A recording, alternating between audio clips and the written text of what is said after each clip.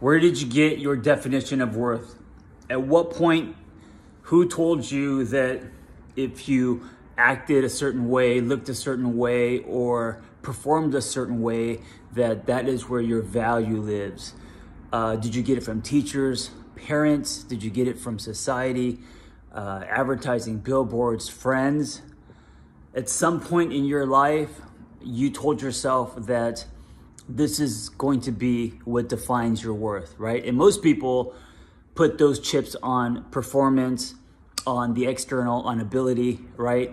Most people put those chips on looks, on smarts, on things that give them attention, validation. A lot of people are trained to believe that they are valuable growing up if they love a certain way, dress a certain way, look a certain way, right?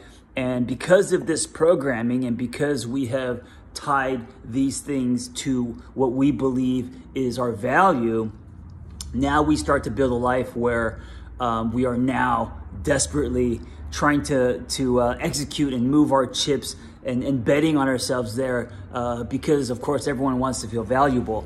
What you can do starting today is to dissolve old beliefs and definitions of what makes you valuable and create new ones. So clear the chips or start to move them because if you keep allowing the external to define your value, you're going to be chasing your tail. You're not going to build internal worth. You're going to be powerless over the world and this idea of creating worth based on the external, right? So here's the question today. And you know, this can just be the first domino. It can start here, right? How do you define your worth? How do you define your worth? And if you were to shake your worth Etch-a-Sketch and start from a brand new canvas, how do you define your worth? Maybe start with this.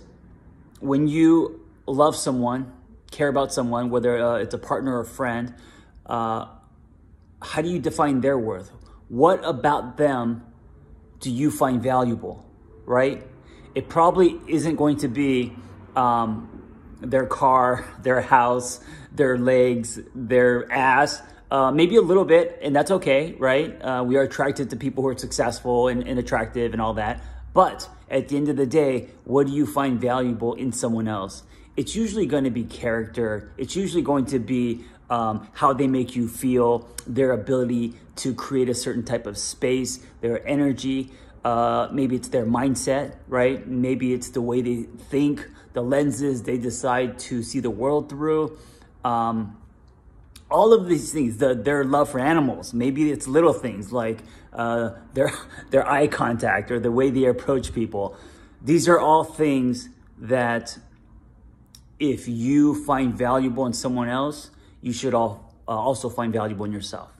And if that's the case, maybe that's where you start, right? Maybe that's your truth because your truth has been tainted by everything that has been external. So it's time to redefine your worth, and it's time to do it by thinking about what you find valuable in the people that you love, admire, and respect, right? And if you find those things valuable in them, apply that to you. Let that be the model.